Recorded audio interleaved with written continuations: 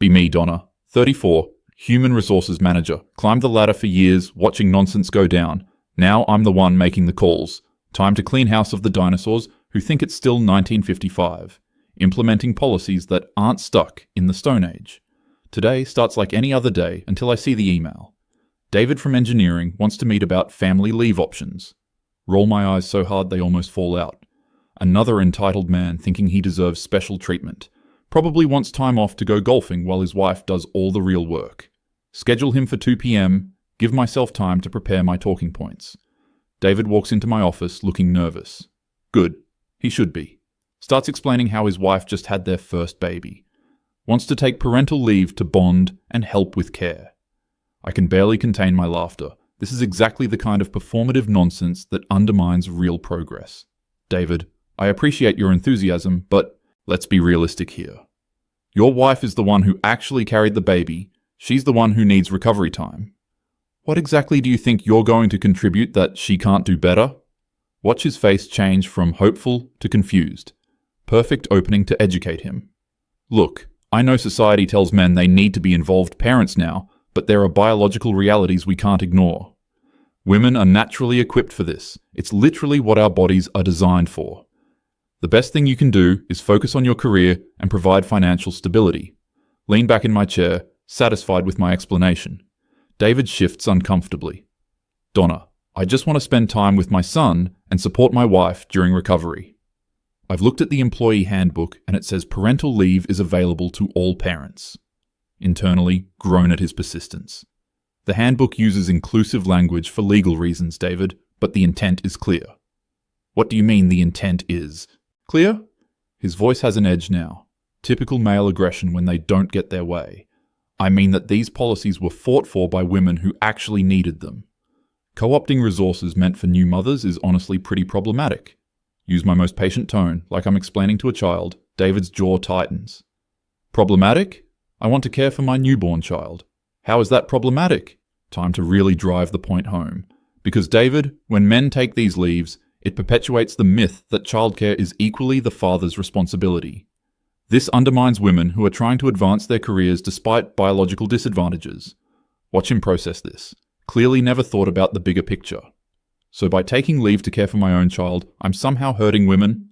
Not emphatically. Exactly. You're taking away opportunities from women who genuinely need them. Plus, let's be honest, how much help are you really going to be? Changing a diaper here and there? David stands up abruptly. I need to think about this. Shows him out with a sympathetic smile. Another crisis averted. Send myself a calendar reminder to document this conversation. Need to track these attempts at policy abuse. 3 days later, David emails requesting a formal review of his leave application. Attaches some employee handbook sections and company policy documents. Clearly been doing research instead of accepting reality. Schedule another meeting to shut this down properly. Time to bring out the bigger arguments. David arrives with a folder full of papers. Immediately launches into legal citations.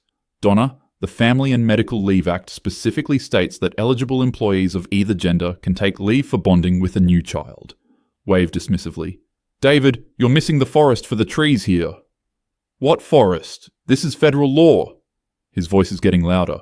Need to de-escalate before he becomes disruptive. The law exists because lawmakers don't understand the nuanced realities of modern workplace dynamics. Just because something is technically legal doesn't make it right or beneficial. David slams the folder on my desk. So you're saying you know better than federal employment law? Stay calm, maintain professional demeanor. I'm saying I understand the historical context and social implications that lawmakers often miss. These laws were written primarily by men who don't grasp the complexities of maternal needs. Maternal needs? What about paternal needs? What about my need to bond with my son? Shake my head sadly. David, society has conditioned you to think you have the same biological imperatives as women. But the science is clear. Mothers have hormonal changes that create natural bonding mechanisms. Fathers simply don't have the same neurochemical responses. Watch David's face turn red. That's complete nonsense and you know it. Are you seriously suggesting men can't bond with their children? Lean forward. Use my most understanding tone. Of course, fathers can develop emotional connections over time. But the immediate postpartum period is specifically designed by evolution for mother-child bonding. David starts pulling out more papers. Here's the company's diversity and inclusion statement. It specifically mentions supporting all employees regardless of gender. Here's the CEO's memo from last year about progressive parental leave policies. Glance at the documents without really reading them. David, you're cherry-picking policies without understanding their broader context. Yes, we support all employees, but that doesn't mean identical treatment regardless of biological differences. The CEO's memo was about ensuring women aren't penalized for taking necessary recovery time. Tap pen thoughtfully on desk. You taking leave actually undermines that goal. How does me spending time with my family undermine women? His voice is getting dangerously loud, because it normalizes the expectation that men should sacrifice career advancement for childcare. This creates pressure on women to prove they're equally dedicated by not taking their full leave. You're essentially creating a race to the bottom. David stares at me like I've grown a second head. That makes no sense whatsoever. If anything, men taking leave normalizes parenting as a shared responsibility. Shake my head patiently. That's exactly the kind of surface-level thinking that perpetuates systemic inequality. Surface-level thinking? I have a law degree, Donna.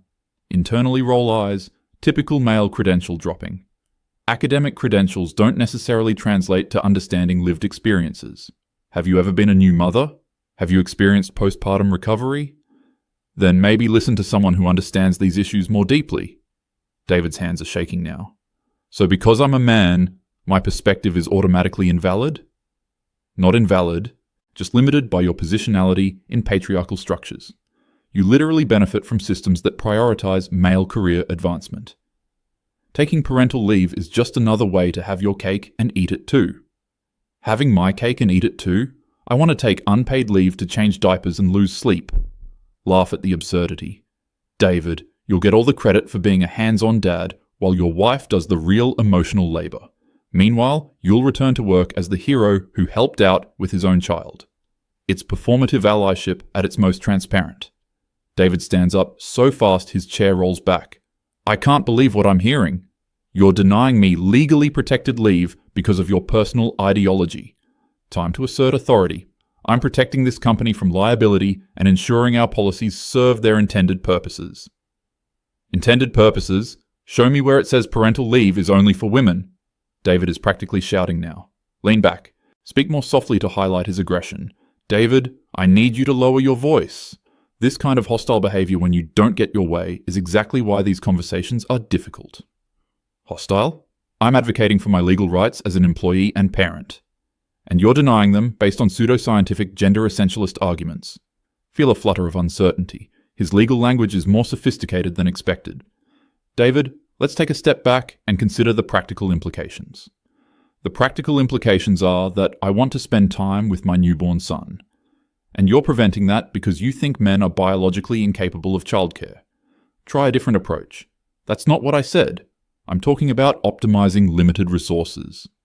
If both parents take extended leave, it creates coverage issues and sets unrealistic precedents. David pulls out his phone, starts reading directly from the screen.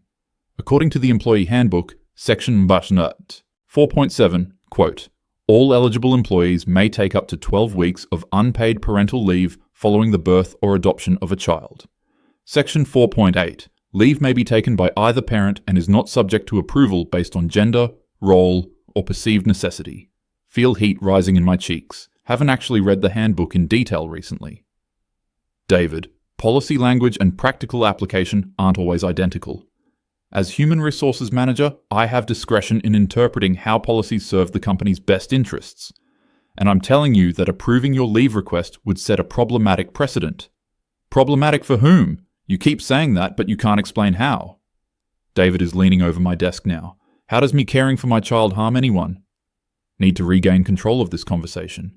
It harms women by diluting resources specifically designed to address historical inequities. What resources? It's unpaid leave. David's voice cracks with frustration. I'm not asking for money or benefits. I'm asking for permission to not work so I can care for my family. Realize I may have misstated something. Well, there are administrative costs and coverage considerations. Administrative costs? It's paperwork, Donna. And you're literally paid to do paperwork. As for coverage, that's a management issue, not a policy issue. David is making points I'm struggling to counter. Time to redirect to bigger picture concerns. David, you're focusing on technicalities instead of understanding the social context. When men take parental leave, it reinforces gender stereotypes about shared domestic responsibilities. This actually hurts women by suggesting they should be grateful for basic participation from fathers. Feel proud of this argument, it's more sophisticated. David laughs bitterly. So your position is that men being involved parents is bad for gender equality? That's the most backward logic I've ever heard. You're literally arguing that fathers caring for children reinforces patriarchy. Wave hand dismissively. You're oversimplifying complex sociological dynamics. No, I'm pointing out that your arguments are internally contradictory. You can't simultaneously claim to support gender equality while denying equal parental rights. That's not complex sociology, that's basic hypocrisy. David's words sting more than expected, but he's clearly not understanding the nuanced perspective. David, I think we need to end this conversation. You're obviously too emotionally invested to have a productive discussion. I'll document your request and provide a formal response within 48 hours. Stand up to signal the meeting is over. David doesn't move. Emotionally invested in wanting to care for my newborn son? Yes, that's exactly the kind of emotional investment that clouds judgment. Your personal desires are preventing you from seeing the broader implications. David stares at me for a long moment. You realize you're describing basic human attachment as a character flaw, right? I'm describing how personal bias can interfere with policy understanding. Check my watch pointedly. I have another meeting in 5 minutes. David finally starts gathering his papers. This isn't over, Donna. I'm going to file a formal appeal. Watch him leave. Immediately start drafting documentation of the conversation. Emphasize his aggressive behavior and unreasonable demands. Need to build a paper trail in case this escalates. Send email to my supervisor highlighting David's hostile attitude. Frame this as a potential workplace safety concern. 2 weeks later, David submits a formal written appeal. Includes citations of company policy, federal law, and state regulations. Also includes documentation of our conversations with direct quotes. Some of these quotes make me sound worse than I intended, especially the part about men being biologically unsuited for childcare. Schedule appeal hearing with senior management present. Prepare detailed presentation about the legal and practical risks of approving David's request. Focus on how setting this precedent could lead to abuse of parental leave policies. Emphasize the administrative burden and potential for discrimination claims from women. Day of hearing arrives. David brings a folder 3 times thicker than last time. Also brings a notebook and what looks like a recording device. Inform him that recording is not permitted per company policy. He switches it off but keeps the notebook. Start my presentation confidently. David's request, while understandable on a personal level, represents a fundamental misunderstanding of our parental leave policies. These policies were designed specifically to address the unique needs of new mothers. Extending them to fathers dilutes their effectiveness and creates unnecessary administrative complexity. Senior management nods along. Feel good about the reception. Furthermore, approving this request sets a precedent that could lead to significant operational disruptions. If every new father demands extended leave, we'll face serious coverage issues. Our policies must serve the company's broader interests, not individual preferences. David raises his hand. Vice President of Operations signals him to proceed. Donna, can you point me to the specific policy language that restricts parental leave to mothers only? Flip through my notes. Realize I don't have that specific citation. David, as I've explained, policy interpretation involves understanding intent and context. The intent of these policies is clearly to support new mothers during recovery and bonding. While the language may be gender neutral for legal compliance, the practical application should reflect biological realities. David opens his folder. So you're saying the written policy doesn't actually mean what it says? That's correct. Written policies often use broad language to avoid legal challenges. But implementation requires practical judgment about appropriate use. Vice President of Operations looks confused. Donna, can you clarify what you mean by that? Feel a moment of uncertainty. I mean that human resources professionals must interpret policies in ways that serve their intended purposes. Just because something is technically allowable doesn't mean it should be automatically approved. We have to consider broader implications and potential for abuse. David stands up. With respect, Donna has been making arguments based on her personal beliefs about gender roles, not company policy. She's told me repeatedly that men are biologically unsuited for childcare. She's argued that fathers bonding with children somehow hurts women. None of these arguments appear anywhere in our written policies. Vice President looks at me expectantly. Donna, is that an accurate characterization of your position? Feel defensive. David is oversimplifying complex conversations about workplace equity and resource allocation. My position is based on research about optimal policy implementation and gender dynamics. David pulls out a document. I'd like to read from the company's diversity and inclusion statement, approved by this same senior management team. Quote, "We are committed to creating an inclusive workplace where all employees can thrive, regardless of gender, and where traditional assumptions about family roles do not limit career opportunities." End quote. Room is getting uncomfortably quiet. David, that statement supports my position. Traditional assumptions about family roles shouldn't limit women's career opportunities. When men take parental leave, it reinforces those traditional assumptions. Realize immediately that this logic doesn't quite work. David pounces on the contradiction. So your interpretation is that supporting male employees' parental rights somehow limits women's career opportunities? Can you explain the specific mechanism by which that works? Scramble for a coherent explanation. When resources designed for women are redirected to men, it creates a zero-sum competition. What resources? You keep mentioning resources, but this is unpaid leave. The only resource involved is administrative processing, which is your job. Are you saying that doing your job for male employees somehow disadvantages female employees? David's questions are becoming harder to answer coherently. Vice President interrupts. Donna, I'm confused about your reference to research on optimal policy implementation. Can you provide specific citations for this research? Feel heat rising in my face. The research is widely available in human resources and organizational psychology literature. I'd like specific citations, please. Flip through my notes frantically. I don't have the exact citations with me, but the principles are well established in the field. David smirks. Perhaps because that research doesn't exist. Feel anger flaring. David, your confrontational attitude throughout this process has been unprofessional. This kind of aggressive pushback when policies are explained to you is exactly why these conversations are difficult. Vice President looks surprised. Donna, David's questions seem reasonable to me. He's been hostile and argumentative from the beginning. He's questioned my professional judgment and expertise repeatedly. This isn't how these discussions should proceed. David maintains calm tone. I've asked for clarification of policies and the reasoning behind decisions. If that's considered hostile, then perhaps the decisions themselves are problematic. Chief Financial Officer, who's been quiet until now, speaks up. Donna, I've reviewed our parental leave costs from last year. The total administrative cost per leave application is approximately $47. Can you explain how this represents a significant resource allocation concern? Feel the room shifting against me. It's not just the direct costs, it's the precedent and operational impact. What operational impact specifically? Chief Financial Officer is looking at me intently. Coverage issues, productivity disruptions, potential for abuse of policies. If we approve David's request, every new father will expect the same treatment. Realize this sounds like I'm making policy based on hypothetical future problems. David interjects. So the concern is that other employees might also want to exercise their legal rights? That seems like an argument for better planning, not policy restrictions. Vice President nods. David has a point. If our policies allow parental leave, we should plan accordingly. Feel control of the situation slipping away. The policies allow leave at management discretion for operational needs.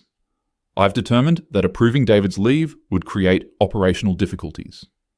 David immediately pulls out another document. Actually, that's incorrect.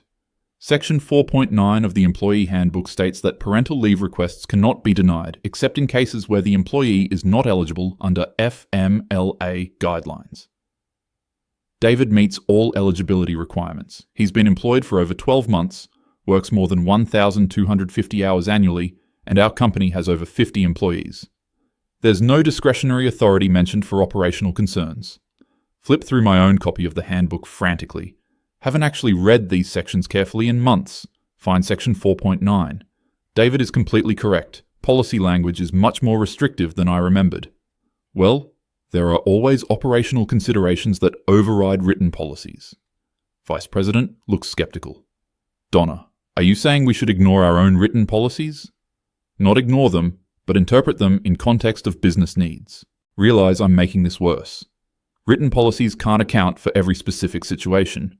David leans forward. What specific operational need is threatened by my leave request? I'm asking for 12 weeks of unpaid leave starting in 2 weeks. My current projects can be reassigned or delayed. My manager has confirmed that coverage is manageable. What specific operational need overrides my legal right to parental leave? Can't think of a specific answer. There are always cascading effects that aren't immediately obvious. Workflow disruptions, client relationship impacts, team morale issues. David pulls out yet another document. I spoke with my manager about operational impact. Here's his written statement that my leave request poses no significant operational challenges. Room is completely silent. Everyone is looking at me expectantly. Realize I have no substantive operational argument. Only ideological objections that I can't articulate without sounding discriminatory. I still believe this sets a problematic precedent. Chief Executive Officer, who hasn't spoken yet, finally weighs in. Donna, what precedent exactly? That we follow our own policies? That we comply with federal employment law? That we treat all employees equally, regardless of gender? Feel my face burning. The precedent that these policies can be used outside their intended scope. And what was the intended scope? Chief Executive Officer's voice has an edge now. To support new mothers during recovery and bonding. Based on what? David has shown us policy language that clearly applies to all parents. Are you saying we should ignore the plain language of our own policies? Feel cornered. I'm saying that practical implementation requires judgment about appropriate use. David speaks up again. Appropriate according to whom? The federal government says I'm entitled to this leave. Company policy says I'm entitled to this leave. My manager says granting the leave poses no operational problems. On what basis are you determining that my use is inappropriate? Long pause while I try to formulate an answer. Realize that every argument I want to make sounds discriminatory, based on my professional judgment about resource allocation and policy optimization. Chief Executive Officer stands up. Donna, I think we need to take a 15-minute recess. During recess, senior management huddles without me. Can hear urgent whispering but can't make out words. David sits quietly reviewing his documents. Feel growing sense of dread. This isn't going the way I expected at all. When we reconvene, Chief Executive Officer speaks first.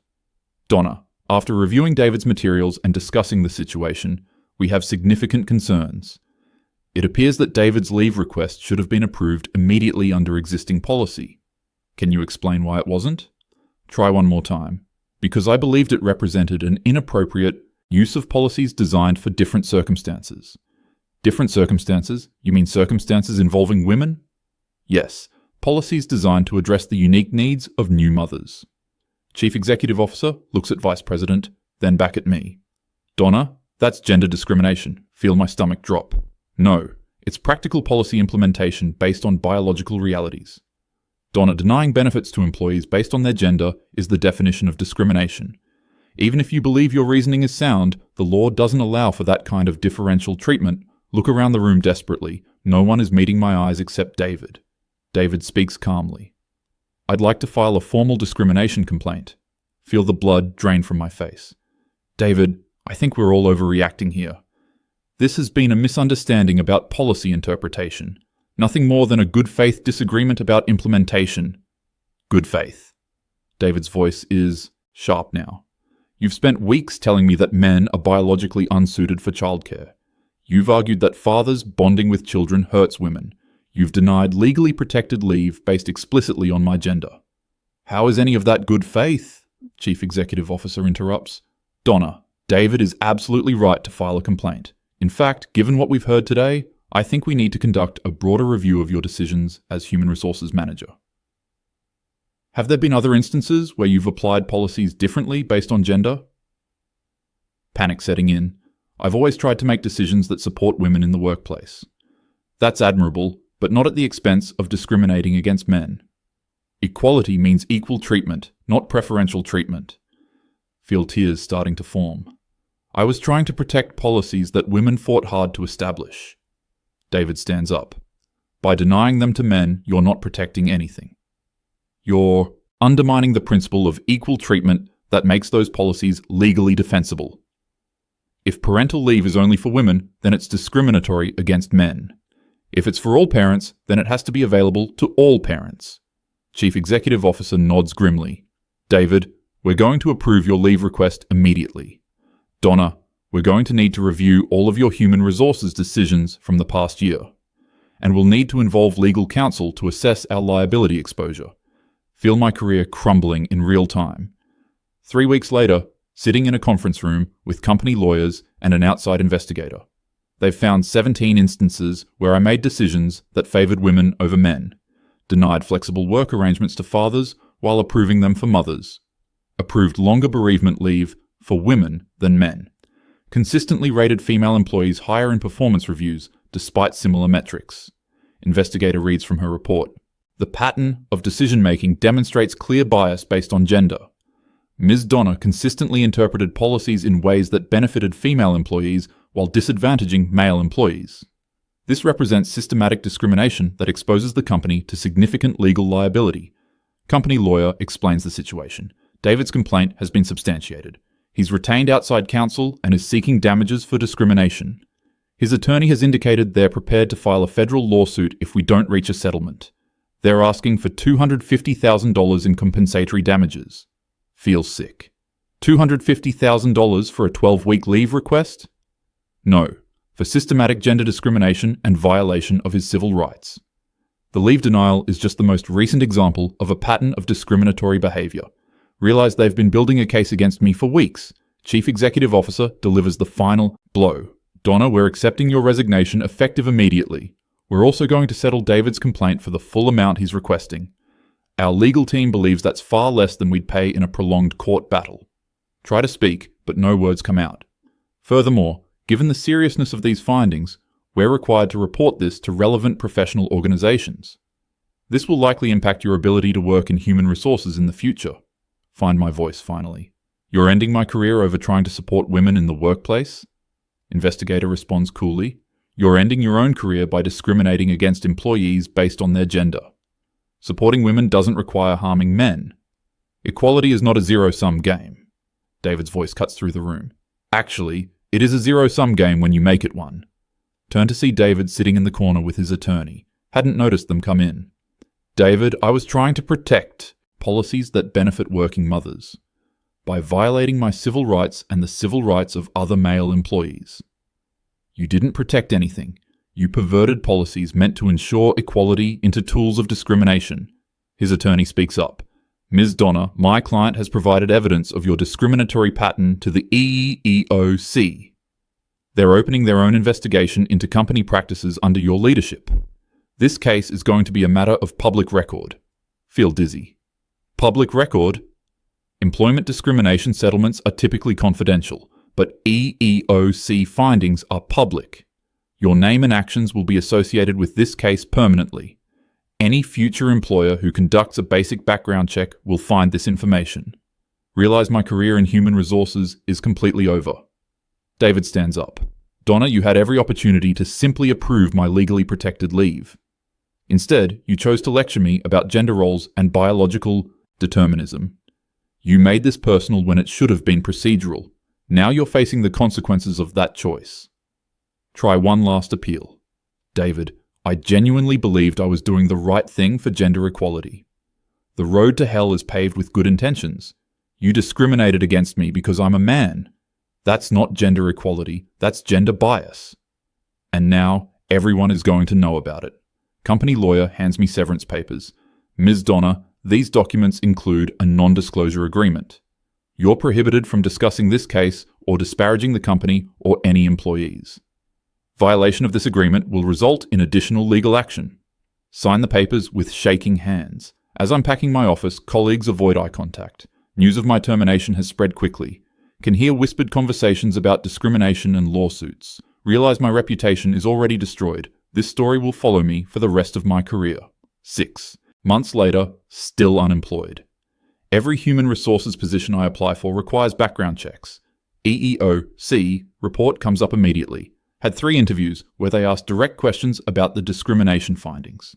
Couldn't explain my actions without sounding either incompetent or biased. Neither option leads to job offers. See David at a coffee shop near my apartment. He's with his wife and baby. They look happy and relaxed. He took his full 12 weeks of leave, bonded with his son, returned to work with a promotion and public recognition for his advocacy. While I'm facing permanent career destruction, consider approaching him. Maybe apologizing might help somehow. He sees me and nods politely, but doesn't smile. His wife follows his gaze and her expression hardens, clearly knows who I am and what I did. They leave quickly without speaking. Realize I destroyed my own career by trying to enforce my personal beliefs about gender roles. Thought I was protecting women's rights. Instead, I violated men's rights and undermined the principles I claim to support. David was right about everything. Equality means equal treatment, not preferential treatment based on gender. Now facing permanent professional exile. Six-figure settlement that will be talked about in human resources circles for years. Public record of discrimination that follows me everywhere. All because I couldn't accept that fathers have the same parental rights as mothers.